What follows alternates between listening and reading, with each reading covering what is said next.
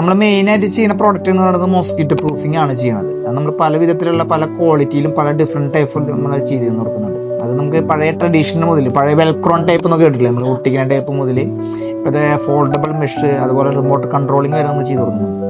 അത് പല വിധത്തിലുള്ള മെഷീൻ്റെ ക്വാളിറ്റിയിലും 0.16 mm 0.18 mm മെഷീൻ്റെ തിക്നെസ് ആണ് അത് പറയുന്നത്.